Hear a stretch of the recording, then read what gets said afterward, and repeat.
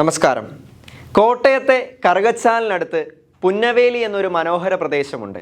അവിടം കേന്ദ്രമാക്കി ശുശ്രൂഷ ചെയ്തുകൊണ്ടിരിക്കുന്ന ഒരു സന്യാസ സമൂഹത്തെ എനിക്കറിയാം. റവറൻ സിസ്റ്റർ മേരിക്കുട്ടി പുതുപ്പറമ്പിലിൻ്റെ ആത്മീയ തേജസ്സിൽ രൂപം കൊണ്ടൊരു സന്യാസ സമൂഹം. പിന്നീട് റവറൻ സിസ്റ്റർ റോസി പുതുപ്പറമ്പിലിൻ്റെ തീഷ്ണതയിൽ ശക്തി പ്രാപിച്ചൊരു സന്യാസിനി സമൂഹം, FDSHJ സന്യാസിനി സമൂഹം.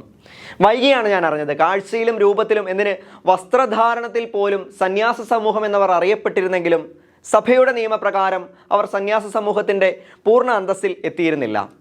നിങ്ങൾക്ക് വല്ലതും മനസ്സിലായോ? എൻ്റെ പ്രിയപ്പെട്ടവരെ, സഭയുടെ നിയമപ്രകാരം ആത്മീയ തേജസ്സോടെ ആരംഭിക്കുന്ന അൽമായ കന്യകമാരുടെ ഒരുമിച്ചുള്ള വാസത്തെ പ്രാരംഭത്തിലെ തന്നെ ഒരു സന്യാസ സമൂഹത്തിൻ്റെ അന്തസ്സ് നൽകി സഭ അംഗീകരിക്കാറില്ല. ആദ്യം ഇതിനെ പയസ് യൂണിയൻ എന്നാണ് വിളിക്കുന്നത്. നമ്മിൽ പലർക്കും ഒരുപക്ഷെ ഇതൊരു പുതിയ അറിവായിരിക്കും.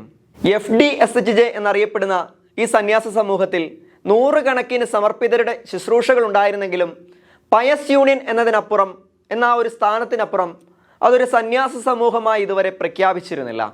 എന്നാൽ ആ മഹോന്നത നിമിഷം വരികയാണ്. ഈ 17-ാം തീയതി, ഓഗസ്റ്റ് മാസം 17-ാം തീയതി സാർവത്രിക സഭയിലെ അംഗീകരിക്കപ്പെട്ട ഒരു കോൺഗ്രിഗേഷനായി, ഒരു സന്യാസ സമൂഹമായി FDSHJ മാറുകയാണ്.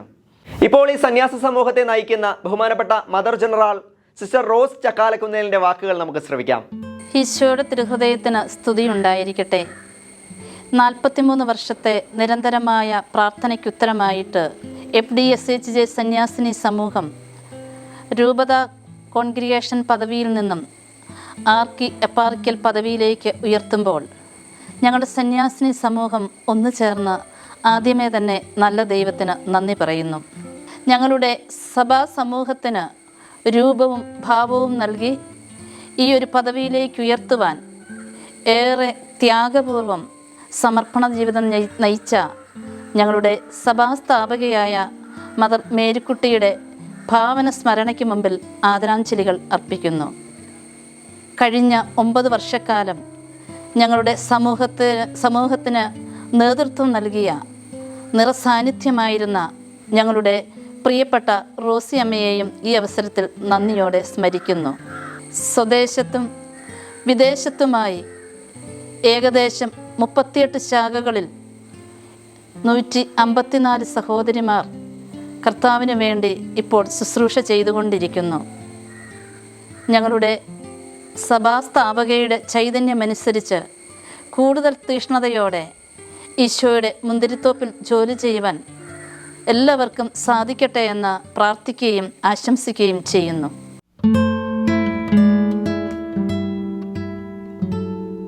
അപ്പോൾ ഇത്രയും നാൾ നിങ്ങളുടെ സ്റ്റേറ്റ് എന്തായിരുന്നു? ഇതുവരെ ഞങ്ങൾ റിലീജിയസ് ഹാബിറ്റ് ഇടുന്നുണ്ടെങ്കിലും ഒരു കോൺഗ്രിഗേഷനായിട്ട് ഉയർത്തിയിട്ടില്ലായിരുന്നു. ഇപ്പോഴാണ് യഥാർത്ഥത്തിൽ ഞങ്ങൾ റിലീജിയസ് കോൺഗ്രിഗേഷനായിട്ട് ഉയർത്തപ്പെടുന്നത്. അതുവരെ സാധാരണ ഒരു സംഘടന പോലെ ഉള്ള ഒരു ജീവിതമായിരുന്നു, ആ ഒരു ശൈലിയിലായിരുന്നു. അതറിയപ്പെടുന്നത് പയസ് യൂണിയൻ എന്നായിരുന്നു. ഇനിയുള്ള പ്രത്യേക വ്യത്യാസം എന്താണ്? ഇതുവരെ ഞങ്ങൾക്ക് രൂപതയുടെ മാത്രം ഒരു അംഗീകാരമുള്ളായിരുന്നു. ഇപ്പോൾ പരിശുദ്ധ സിംഹാസനത്തിൽ നിന്നുള്ള പരിശുദ്ധ പിതാവിൻ്റെ ഒരു അനുമതിയും കൂടെ ലഭിച്ചു എന്ന് പറയുന്നത് വളരെ സന്തോഷമാണ്.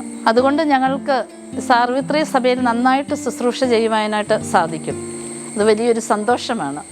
കത്തും സ്നേഹദീപനാളവുമായി കാത്തു കാത്തു നിൽക്കയാണേ ഞാനീ യോർദാന്റെ തീരഭൂവിൽ എൻ്റെ രാജകുമാരൻ ഇതുവഴിയണയും. കത്തും സ്നേഹദീപനാളവുമായി കാത്തു കാത്തു നിൽക്കയാണേ. സന്യാസ സമൂഹത്തിൻ്റെ ആദ്യ ബാച്ചിലുണ്ടായിരുന്ന സിസ്റ്റർ മാരി പാലത്തറയ്ക്ക് പറയുവാനുള്ള വിശേഷങ്ങൾ ഏറെയാണ്. ഞങ്ങൾ ഈ സന്യാസ സമൂഹത്തിലെ ആദ്യത്തെ ബാച്ചാണ്. ഞങ്ങൾ 14 പേരാണ് കാൻഡിഡേറ്റ്സ് ആയിട്ട് വന്നത്. ഞങ്ങൾക്ക് സീനിയേഴ്സ് 10 പേരും കൂടെ ഉണ്ടായിരുന്നു. അവരും കൂടെ വ്രതം ചെയ്തപ്പം ഞങ്ങളോടൊപ്പമായിരുന്നു. അങ്ങനെ ഞങ്ങൾ 24 പേര് ആദ്യ ബാച്ചായിട്ട് കണക്കാക്കപ്പെടുന്നത്. ഇപ്പോൾ ഞങ്ങളുടെ ബാച്ചിൽ റോസിയമ്മ, മുൻ ജനറാളമ്മ, പിന്നെ ലൂസിയാമ്മ, ഇസബെല്ലാമ്മ, അങ്ങനെ 2 പേരും, അങ്ങനെ 3 സഹോദരിമാർ 24 ബാച്ച് പേരിൽ നിന്ന് ഈശോയുടെ സന്നിധിയിലേക്ക് പോയി. അപ്പോൾ ആദ്യകാലത്തെ ആ ഡെപ്യൂട്ടി മദറിനോടൊപ്പമുള്ള ജീവിതത്തെക്കുറിച്ചൊക്കെ ഒന്ന് പറയാമോ? ഞങ്ങൾ അത്രയും പേര് വ്രതം ചെയ്ത് കഴിഞ്ഞ് ഞങ്ങൾ പല ഹൗസുകളിലേക്ക് ഇവിടെ നിന്ന് സ്ഥലം മാറിപ്പോയായിരുന്നു. എന്നാലും ആദ്യ നാളിൽ വീടുകളിൽ നമ്മൾ ഈ സന്യാസ സമൂഹത്തിലേക്ക് വന്ന നാൾ മുതൽ ഇവിടെ സിസ്റ്ററായി ആകുന്നിടം വരെയുള്ള പരിശീലന കാലഘട്ടം ഞങ്ങൾ ഈ മദർ ഹൗസിൽ പുന്നവേലി മദർ ഹൗസിൽ തന്നെയായിരുന്നു. അപ്പം മദറിനോടുകൂടി മദറിൻ്റെ ഒരു വലിയ തീഷ്ണതയും സ്നേഹവും ഈശോയോടുള്ള ഈശോയെ ഒത്തിരി സ്നേഹിക്കണം, അല്ലെങ്കിൽ ഒത്തിരി ദൈവസ്നേഹത്തിൽ നമ്മൾ വളരണം. മറ്റുള്ളവർക്ക് നമ്മൾ ഈശോയുടെ ഇത്തിരി ഹൃദയ സ്നേഹം നമ്മളെപ്പോഴും കാണിച്ചു കൊടുക്കണം. നമ്മുടെ ജീവിതത്തിലും പ്രവർത്തനങ്ങളിലും നമ്മുടെ സ്നേഹം മറ്റുള്ളവർക്ക് കൂടുതലായിട്ട് പകർന്നു കൊടുക്കണം. എല്ലാവരെയും സ്നേഹിക്കണം. അങ്ങനെയുള്ള ഒരു പ്രത്യേക ഒരു മനോഭാവം, അമ്മയുടെ തീഷ്ണത, അതൊക്കെ നമുക്കും സ്വീകരിച്ചെടുക്കണം ജീവിതത്തിൽ. അങ്ങനെ അത് നമ്മളിലൂടെ മറ്റുള്ളവർക്ക് കാണിച്ചു കൊടുക്കണം, പകർന്നു കൊടുക്കണം എന്നുള്ള ഒരു തീഷ്ണത നമ്മുടെയും ജീവിതത്തിൽ ഉണ്ടായിരുന്നു. ഡെപ്യൂട്ടി സിസ്റ്റർ ഒത്തിരി സ്നേഹപ്രകൃതമുള്ള ഒരാളാണെന്ന് കേട്ടിട്ടുണ്ട്. ആ ഒരു സ്നേഹപ്രകൃതത്തെക്കുറിച്ചൊക്കെ ഒന്ന് പറയാമോ? നമ്മളെ ഒരു കുഞ്ഞുങ്ങളെ പോലെയാണ് എപ്പോഴും അമ്മ സ്നേഹിച്ചിരുന്നത്. മോളെ, കുഞ്ഞെ എന്നല്ലാതെ നമ്മൾ ആരെയും മദർ അങ്ങനെ പേര് വിളിക്കുന്ന ഒരു ശൈലിയല്ലായിരുന്നു. നമ്മൾ സിസ്റ്ററായി കഴിഞ്ഞിട്ട് പോലും മോളെ, കുഞ്ഞെ എന്ന് വിളിക്കുന്ന ഒരു ശൈലിയാണ് നമുക്ക് എപ്പോഴും അനുഭവപ്പെട്ടിരുന്നത്. പേരിനേക്കാൾ കൂടുതലായിട്ട് നമ്മളെ അങ്ങനെ വാത്സല്യത്തോടെ വിളിക്കുന്ന ആ ഒരു സ്നേഹം എപ്പോഴും നമുക്ക് അനുഭവിക്കാൻ സാധിച്ചിട്ടുണ്ട്. മേരിക്കുട്ടി മദറിൻ്റെ ആ ഒരു കുഞ്ഞ് എന്നുള്ള വിളിയും ആ ഒരു പ്രത്യേക സ്നേഹ പൈതൃകവും ഒക്കെ ഈശോയുടെ സ്നേഹമായിട്ടൊന്ന് താരതമ്യം ചെയ്ത് പറയാമോ? അമ്മയ്ക്ക് എങ്ങനെയാണ് അത് ഫീൽ ചെയ്തിട്ടുള്ളത്?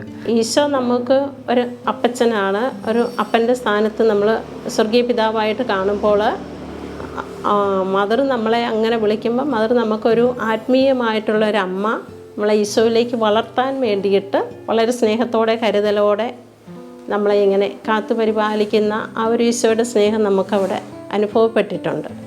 റോസിയമ്മയുടെ ജീവിതത്തിലൂടെ ഈ സന്യാസ സമൂഹത്തിന് ഒത്തിരിയേറെ നന്മകൾ ഉണ്ടായിട്ടില്ലേ?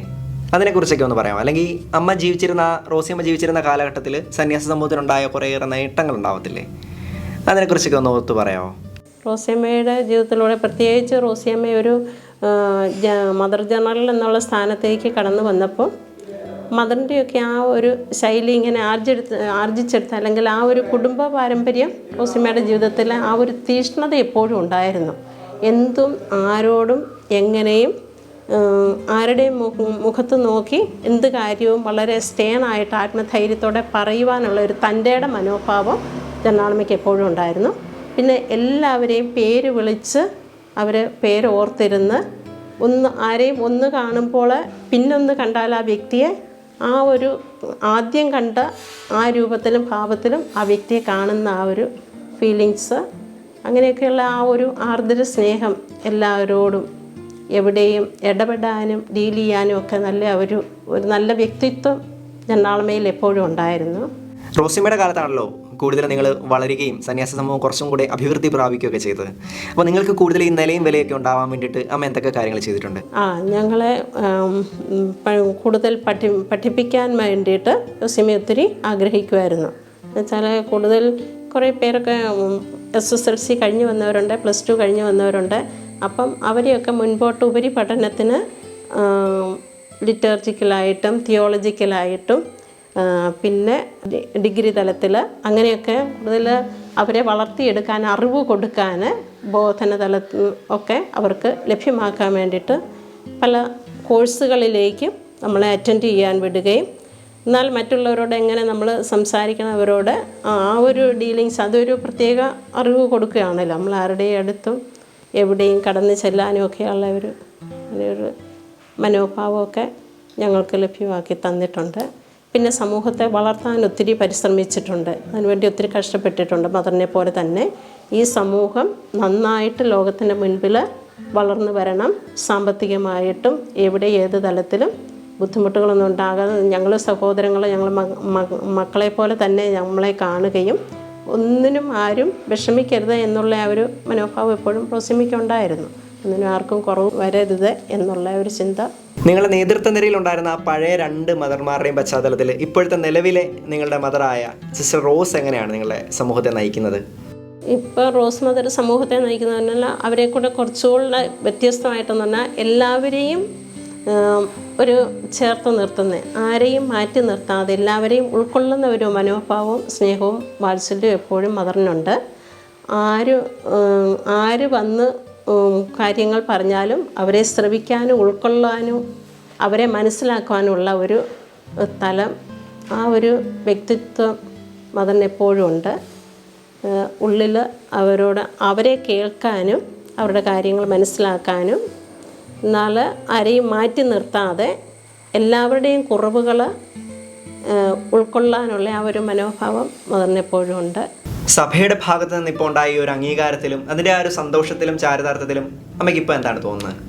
ഈ അംഗീകാരത്തിൽ ഇത്രയും നാൾ നമ്മൾ ഈ രൂപതയ്ക്ക് കീഴിൽ പ്രവർത്തിച്ചുകൊണ്ടിരിക്കുന്ന മക്കളായിരുന്നു. മറ്റു മേജർ കോൺഗ്രിഗേഷനൊക്കെ വെച്ച് നോക്കുമ്പോൾ നമുക്ക് എപ്പോഴും ഒരു അപകർഷതാബോധം ചെറുത് നമ്മുടെ ഉള്ളിൽ എപ്പോഴും ഉണ്ടായിട്ടുണ്ട്. മറ്റു വലിയ കോൺഗ്രിഗേഷൻകാരെ കാണുമ്പം അവരെ പോലെയുള്ള ആ ഒരു അംഗീകാരം നമുക്ക് രൂപതയിൽ നിന്ന് കിട്ടുന്നുണ്ടോ, നമ്മളൊരു റിലീജിയസ് ആണെന്നുള്ള ആ ഒരു ബോധ്യം മറ്റുള്ളവർക്ക് നമ്മളിൽ നിന്ന് കിട്ടുന്നുണ്ടോ, ഉണ്ടാകുന്നുണ്ടോ. പക്ഷേ ഇപ്പോൾ ഒരു എപ്പാർക്കിയൽ കോൺഗ്രിഗേഷൻ എന്നുള്ള തലത്തിലേക്ക് ആ ഒരു പദവി നമുക്ക് നൽകുമ്പോൾ നമ്മൾ സമൂഹത്തിൻ്റെ മുൻപിൽ ഞാനൊരു റിലീജിയസ് ആണ് എന്നുള്ള ആ ഒരു ബോധ്യത്തോടെ സ്റ്റേണായിട്ട് നിൽക്കാം എന്ന് നമ്മളെ അംഗീകരിക്കും എന്നുള്ള ആ ഒരു ചിന്ത നമുക്ക് ബോധ്യമാകുന്നു. കത്തും സ്നേഹദീപനാളവുമായി കാത്തു കാത്തു നിൽക്കയാണേ ഞാനീ യോർദാന്റെ തീരഭൂവിൽ എൻ്റെ രാജകുമാരൻ ഇതുവഴിയണയും.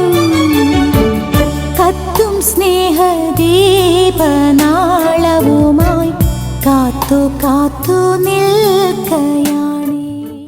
പിന്നിട്ട വഴികളിലുണ്ടായ ദൈവാനുഭവങ്ങളും സ്വർഗത്തിൻ്റെ പ്രത്യേക കരുതലും ഒട്ടും പറ്റാത്ത ദൈവീക കരുണയും മുന്നോട്ടുള്ള പുതിയ ചുവടുവെപ്പിലും പൂർവാധികം ശക്തിയോടെ ഉണ്ടാവട്ടെ എന്ന് പ്രാർത്ഥിക്കുന്നു. ഒപ്പം സാർവത്രിക സഭയിലെ ഒരു പുതിയ സന്യാസ സമൂഹമായി മാറുന്ന ഈ പുണ്യ നിമിഷത്തിൻ്റെ എല്ലാവിധ പ്രാർത്ഥനാശംസകളും FDSHJ സന്യാസ സമൂഹത്തിന് നേരുന്നു. ഈശോ ഇനിയും ഒരുപാട് അനുഗ്രഹിക്കട്ടെ. ദൈവത്തിന് സ്തുതി.